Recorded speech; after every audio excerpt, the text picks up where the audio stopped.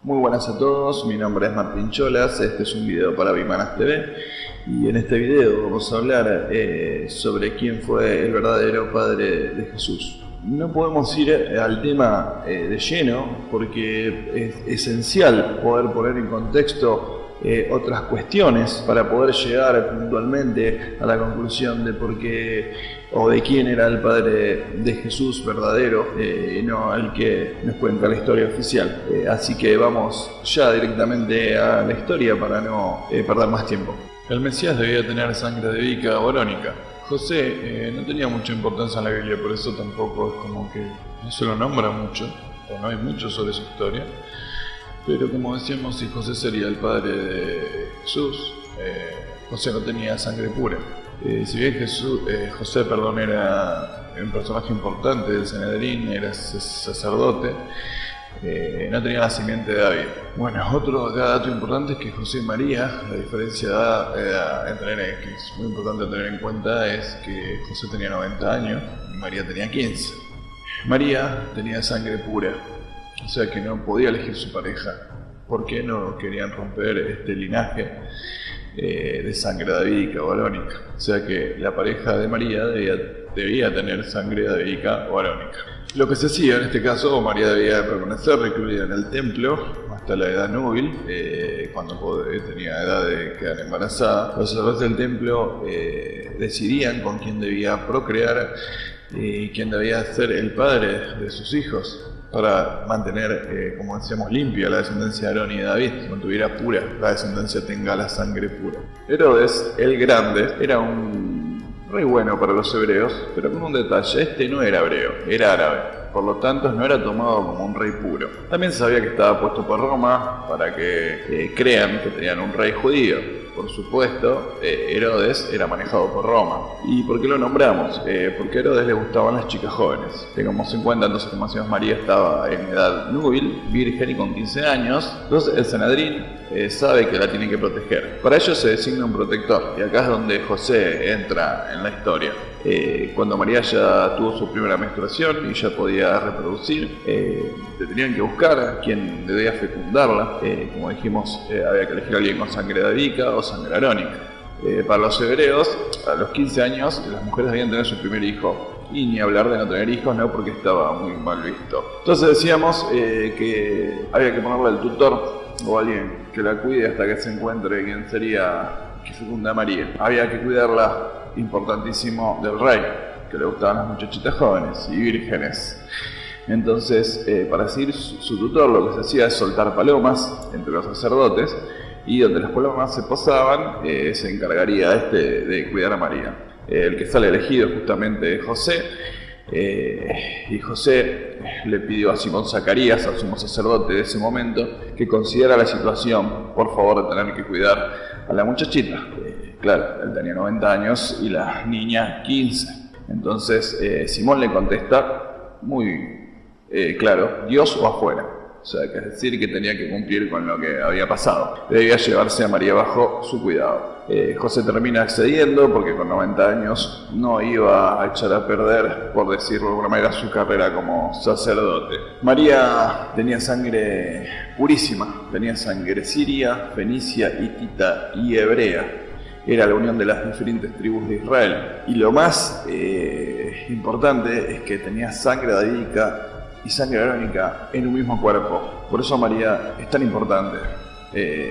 Y por eso de ella esperaban que nazca el varón que fuese el Mesías. Ana, la madre de María, era de la realeza, pero no había primogénito varón en esta línea, era una estirpe de mujeres. En este caso ya esperaban para estos tiempos un Mesías, y en el caso, como decíamos, de María, que poseía las dos sangres en un mismo cuerpo, era muy importante cuidarla de que no la agarrase cualquiera, y en especial, como dijimos, el rey Herodes, y por eso José la tiene que cuidar. Ahora vamos a ver un poco la historia de por qué a José se le llamaba, o se le decía que era carpintero. Como habíamos dicho, que el rey Herodes, no ser puro, él manda hacer un templo para los judíos, el gran templo de los judíos, porque hacía muchas construcciones, porque él sabía esto, en el fondo lo sabía, y su ego, por decirlo de algún modo, él le quería agradar a los judíos. Entonces construye este gran templo. El problema es que para construir el templo, solo el templo podía ser pisado por sacerdotes. Entonces no queda otra que ¿qué tiene que hacer Herodes? Tiene que enseñarle a los sacerdotes, o mandarlos que estudien para carpinteros y para canteros. Canteros son los que pican la piedra. Pues en esos tiempos calculamos que con unos 80 años, más o menos, no iba a picar piedra, entonces le quedaba ser carpintero. José era carpintero, pero era carpintero por este motivo, por la construcción del templo, que solo podían pisar los sacerdotes. Aclarado esto, seguimos. Del hijo de María se esperaba entonces con muchas ansias, por fin llegaría el purísimo, el Mesías. No había duda que si ella tenía un varón, este tenía que ser el Mesías esperado. Entonces, José se lleva a María a la casa, él se va y durante los 6 meses se encuentra con María embarazada. Hay que dejar también en claro que el nacimiento del Mesías era una total oposición a Roma, ya que las profecías decían que iba a ser el rey de los judíos y que los iba a liberar por fin del poder del César. Entonces necesitaba María ser fecundada por alguien con sangre davídica o arónica para que no manche el linaje de sangre, porque María tenía, como dijimos, las tribus más importantes en su sangre. Los esenios y los celotes últimos davídicos por excelencia, los celotes eran guerreros, eran la mano armada de los esenios, pero los celotes eran guerreros y también, para comentar, hacían grandes comidas, alteraban la conciencia con hongos alucinógenos, con saumerios, ya que esto también venía de los esenios y era parte de la investigación de lo espiritual. O sea, usaban alucinógenos para tener experiencias. Los celotes, como dijimos, eran 100% davídicos, entonces es como que acá podemos ver que acá pueden estar las fichas de quien fecunde a María sea un celote, porque como dijimos, esto es lo que ellos necesitaban, fecundar a María con alguien con sangre davídica o arónica, para que nazca el Mesías esperado. Los celotes, entre los celotes estaba entonces las posibilidades más grandes de que pueda estar quien fecunde a María. Pero ¿quién podría estar por encima del común de ellos, de los celotes? Un arcángel. No un ángel, sino un arcángel. Un ángel era quien llevaba mensajes entre ciudades, y un arcángel era lo mismo, llevaba mensajes, pero de mayor importancia. Ahora vamos a contar algo muy importante, que también debido a todo esto, el tema que estamos hablando, del nacimiento supuestamente del Mesías de una virgen, es que la Mishnah, la ley hebrea, prohíbe que dioses copulen con humanos. Y esto viene de que en la antigüedad, cuando una mujer quedaba embarazada en circunstancias dudosas, decía fue Dios. De aquella frase de Eva, de ya había alcanzado un varón. Entonces cuando, como dije, quedaban embarazadas en dudosas circunstancias, decían fue Dios. Entonces, para dejar de echarle la culpa a Dios, es decir, si le decían no fue Dios, si no fue Dios fue un demonio. O sea, la ley lo prohibía, entonces Dios no pudo haber sido. Si vos estás embarazada de un ser etéreo, es de un demonio. Entonces, por ley, a María nunca le pudo haber fecundado un ser celestial o etéreo, porque entendamos que esta idea de que María fue fecundada por un ser etéreo llamado Espíritu Santo o Gabriel es una idea cristiana y no judía. Antes del siglo IV no hay un solo libro que diga que María era virgen cuando nació Jesús. Es una leyenda que tomó forma en el siglo IV. En la Biblia ni Jesús ni María dicen que ella parió a Cristo siendo virgen. Ni lo dice José, ni José de Arimatea, que es un muy buen amigo de ellos, ni Pilatos lo nombra durante el juicio. Porque si el Sanedrín hubiese querido influir para condenar a Cristo, hubiese sido más fácil usar esto. O sea, que si Jesús hubiese nacido de una virgen, tuvo que haber sido fecundada María por un ser etéreo, y el Mishnah prohibía esto. Entonces hubiera sido más fácil culpar a Jesús de eso, de que nació de un demonio, según la ley judía. Entonces esto era un dato importante también para no dejar pasar. Pablo en las epístolas de los romanos, Pablo que siempre, primero Pablo persiguió a los profetas, a quien hablaba la palabra de Jesús, después se transformó después de haber tenido apariciones de Cristo, que le preguntaba por qué me persigues, que en algún otro video también explicaremos todas estas situaciones, pero queda para otro tema más adelante, más avanzado en la historia, ¿no? Nacido de la sangre de David según la carne, dice Pablo. La palabra que usa en griego es espermatus, creo que queda claro. Pasando en blanco, nacido del esperma de la carne de David. Marcos dice en la Biblia que toda la familia dudaba de Jesús. En Marcos capítulo 3, del 20 al 30, en los versículos, dice que Jesús está fuera de sí, que lo acusan de que tiene un espíritu impuro. Juan le manda a discípulos a decir a Jesús: yo te bauticé, ¿eres realmente el Mesías que esperábamos o hay que esperar a otros? Ahora, si realmente hubiese nacido una virgen, no tendrían dudas sobre él. Es decir, si María hubiese dicho en ese momento que se le apareció un arcángel, que le dijo Dios que ella va a concebir a un hijo estando virgen, no habría por qué dudar si él es el Mesías. Al menos esa es la conclusión que se puede sacar, ¿no? Las profecías decían que un alma, que es A-L-M-A-H, daría luz al Mesías.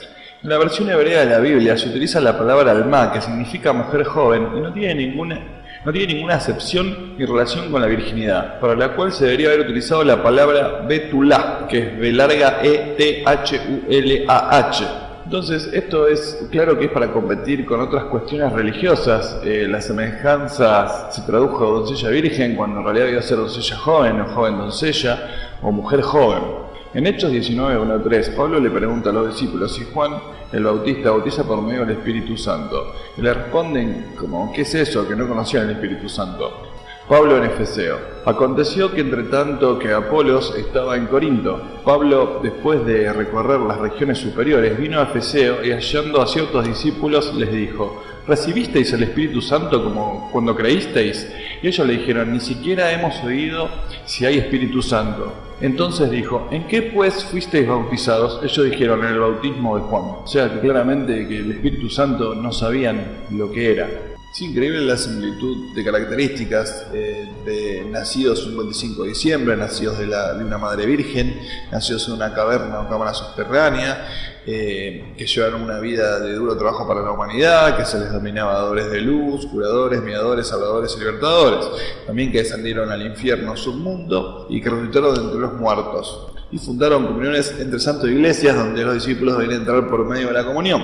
Estas similitudes se dan en otros dioses como Krishna en la India, Indra en Nepal y el Tíbet, el chino Tien el Santo, el egipcio Osiris y Horus, el persa Mitra, el griego Hércules, el frigio Atis, el sirio Tamuz o Adonis, Prometeo, Dionisos, Baco o Dionisus Eleuterios. Entonces podemos entender por qué estas características se le ponen a Jesús, porque había que competir con otras religiones donde ya estas características existían. La Biblia dice que el padre, podemos decir, o quien fecundó a María, es el arcángel Gabriel. Arcángel Gaber-a-el, G-A, B larga, E-R, separado A, separado E-L. Arcángel Gaber-a-el, quiere decir héroe de Dios. Los celotes eran considerados los héroes de Dios. Dice: un héroe de Dios fecundó a María, y este tenía un grado de arcángel, mensajero de cuestiones importantes. Davídico puro, héroe de Dios, arcángel. El evangelio apócrifo armenio de la infancia, podemos leer, dice: el ser incorpóreo se le presentó a María en un ser corpóreo, y le dijo: soy el arcángel Gabriel. Capítulo 5, versículo 3. El evangelio de Felipe lo describe como un joven muy apuesto, el más bello que María había visto. Si era celote era senio, y si era senio era bellísimo. Y acordémonos que los celotes tenían la semilla davídica. Flavio Josefo en las antigüedades judaicas, en el libro 20, capítulo 5, versículo 2, podemos leer: en tiempo de Tiberio, cuando hubo hambruna, apresaron a los hijos de Judas de Gamala, o Judas el Galileo, al que llamaban el héroe, que había incitado al pueblo a rebelarse durante el censo de Quirino. Estos hijos se llamaban Jacobo y Simón. En la Biblia queda muy claro de que Jesús tenía hermanos. Yo les voy a dar ahora las referencias para que lo puedan buscar y chequear, porque si los leo todos va a ser muy engorroso. Les quiero aclarar que si en Google ustedes, por ejemplo, ponen Marcos 6, versículo 3, le va a salir un montón de páginas donde pueden leer los pedacitos de la Biblia. Entonces ahora les paso las referencias, donde nos queda claro, después de leer estos capítulos y versículos, que Jesús tenía hermanos. Es Marcos 6, versículo 3, Mateo capítulo 3, del versículo 53 al 55, Lucas capítulo 2, versículo 7, Mateo capítulo 12, versículo del 46 al 50, Marcos capítulo 3, versículo 31, Lucas capítulo 8, versículos del 19 al 21, Mateo capítulo 13, versículo 55, Hechos capítulo 1, versículo 14. Decíamos que según Flavio Josefo, los hijos de Judas de Gamala eran Jacobo y Simón. Y podemos leer, por ejemplo, en Mateo 13:55, dice: ¿este no es el hijo del carpintero? ¿No se llama su madre María y sus hermanos Jacob, José, Simón y Judas? Como dijimos recién, los hijos de Judas de Gamala son Jacob y Simón. Los dos estamos ahí, que están entre los hermanos de Jesús. Aclaremos también que a veces Jacob puede estar como Santiago, ya que es una misma variedad del nombre. Jacobo, Jacob, Yago, Iago, Jaime, Tiago, Santiago y Diego son variantes en español del nombre propio Jacob. Lo pueden chequear esto también, si lo googlean, está. Entonces, como decíamos, Simón está nombrado en la Biblia como hermano de Jesús. Jacob, que es lo mismo que Santiago, también. Entonces, los hijos que nombró Flavio Josefo, como decíamos, de Judas de Gamala, coinciden con los nombres de los hermanos de Jesús. Los Hechos de los Apóstoles, en capítulo 1, versículo 14, y en las cartas de los Corintios, dice que dos hermanos del Señor, llamados Simón y Jacob, fueron apresados. Entonces ahora seguimos con Flavio Josefo. Dice: el procurador de Judea, en ese momento Alejandro, ordenó crucificarlos. Antes habíamos leído que a los hijos de Judas de Gamala los habían atrapado. Entonces, la Biblia dice que los hermanos de Jesús murieron en la cruz. Jacobo, que es lo mismo que decir Santiago, y Simón, como habíamos dicho. Seguimos con Flavio Josefo. Había un tal Judas Bar Ezequías, aquel temible cabecilla de Gamala, de estirpe real y davídica. Antigüedades Judaicas, tomo 27, versículo 10. Ahora vamos a hablar los nombres por los cuales se lo llama al posible padre de Jesús, o al padre de Jesús, si las pruebas nos pueden llevar a creer de que realmente sea él. Judas de Gamala. Gamala era un lugar. Judas Bar Ezequías. Bar quiere decir hijo. Judas el hijo de Ezequías. Judas de Galilea. Gamala estaba en Galilea. Judas de Gamala era el fundador de los celotes. Había quedado en la historia por hacer algo heroico. Acuñó monedas sin la imagen del César, lo cual estaba prohibido. Esas monedas fueron la causa de una gran revuelta en la que Judas de Gamala muere como un gran héroe junto a sus dos hijos. Tengamos en cuenta también, y creo que es muy importante, es que Jesús tenía celotes entre sus discípulos, por lo cual lo seguimos relacionando con Judas de Gamala como su padre. Nos da de que era senio y también su junta, amigotes, discípulos. También acá podemos dejar otra información, es que a la muerte de Judas de Gamala, María tenía derecho a volver a casarse, y María se casa con un zebedeo, y de ahí salen los zebedeos que se nombran en la Biblia, que son medios hermanos de Jesús. Gamala era un lugar en Galilea. Gamala significa camello, y esto tenía que ver con la geografía del lugar, ya que se encontraba en un lugar que era como una joroba. Era un lugar alto, el cual era muy difícil de alcanzar. Como estaba tan alto, Gamala era difícil de alcanzar, le decían el cielo. Jesús decía: mi Padre está en el cielo. Cristo también decía: soy el Hijo del Hombre, un juego de palabras. Jesús decía: soy el hijo del héroe, en realidad. Después de todo, si también era celote, eran hombres, bien hombres, por su valentía y características físicas. También un dato es que por su valentía y combate y su forma de combatir se le conocía como Judas Pantera también. En la Biblia se lo puede encontrar nombrado a Judas de Gamala como Judas Ben Partera en los Hechos de los Apóstoles. Ese que se nombra como Judas Ben Partera es el padre de Jesús. Bueno, esta es la información sobre quién fue el verdadero padre de Jesús, que cada uno pueda sacar sus propias conclusiones. Está bueno que puedan investigar, los datos los tienen. Yo quiero decir que acá se ha sacado información de internet, de evangelios apócrifos, de evangelios canónicos, de la historia oculta de Cristo, de José Luis Parise, de los dogmas de la Iglesia Católica Apostólica Romana, de la Academia Filosófica, y de Jesús vivió y murió en Cachemira.